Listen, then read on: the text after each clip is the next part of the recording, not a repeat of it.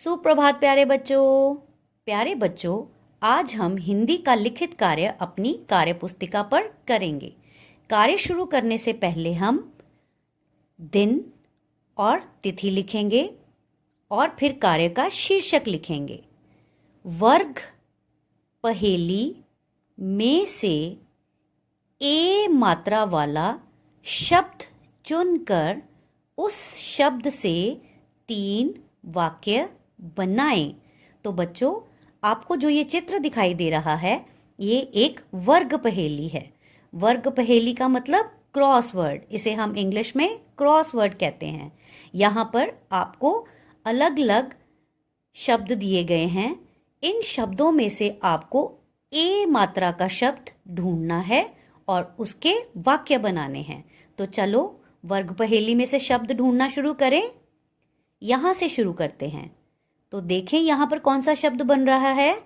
बाजा, बाजा। ये तो ए मात्रा का शब्द नहीं है। और ढूंढेंगे जादूगर, जादूगर। ये भी ए मात्रा का शब्द नहीं है। दीपक, दीपक। ये भी ए मात्रा का शब्द नहीं है। चलिए आगे ढूंढने की कोशिश करते हैं। रेलगाड़ी, रेलगाड़ी। जी हाँ, ये ए मात्रा का शब्द है। अब हम इस शब्द के चारों ओर एक घेरा लगाएंगे और घेरा लगाने के पश्चात इस शब्द को हम नीचे लिखेंगे। रेल गाड़ी, रेलगाड़ी।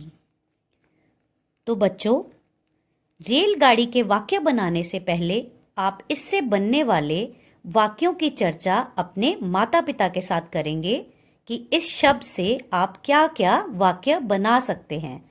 उदाहरण के तौर पर मैं आपको कुछ वाक्य बताने जा रही हूँ। आप ध्यानपूर्वक इन वाक्यों को सुनेंगे। तो रेलगाड़ी के वाक्य बनाने के लिए हम ये लिख सकते हैं कि रेलगाड़ी कहाँ पर चलती है। ज़रा सोचकर बताइए, रेलगाड़ी कहाँ पर चलती है। जी हाँ, रेलगाड़ी पटरी पर चलती है। इसके पश्चात हम लिख सकते हैं कि रेलगाड़ी लालटेन देखकर चल पड़ी। और वाक्य सोचेंगे, जैसे कि आपको पता है कि रेलगाड़ी बहुत तेज चलती है, तो इसका वाक्य क्या बनेगा। इसका वाक्य बनेगा रेलगाड़ी बहुत तेज चलती है। तो आप बच्चों जब रेलगाड़ी में बैठते हैं तो रेलगाड़ी में बैठकर आप कहीं ना कहीं जाते हैं, तो आप लिख सकते हैं कि आप रेलगाड़ी में बैठकर कहाँ गए। या आप अपना नाम लिख सकते हैं कि जैसे गीता रेलगाड़ी में बैठकर लुधियाना गई। या आप लिख सकते हैं मैं रेलगाड़ी में बैठकर आगरा गया। इस प्रकार से आप वाक्य बना सकते हैं।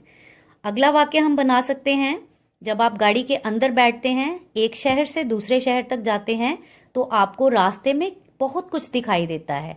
जैसे आपको जानवर दिखाई देते हैं कहीं पर आपको ऊंचे पहाड़ दिखाई देते हैं, कहीं पर नदी दिखाई देती है और कहीं पर आपको पेड़ पौधे दिखाई देते हैं। तो आप इस प्रकार से लिख सकते हैं, सबने रेलगाड़ी से हरे भरे पेड़ देखे।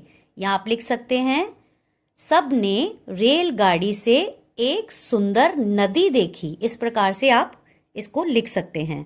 अब आप ये लिख सकते हैं कि जब कभी आप रेलगाड़ी में सफ़र करते हैं तो कहीं ना कहीं पे गाड़ी रुक जाती है, तो आप ये भी लिख सकते हैं कि रेलगाड़ी फाटक पर रुक गई।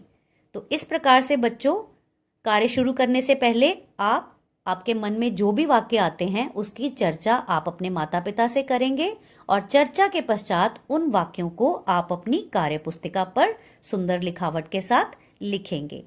धन्यवाद प्यारे बच्चों।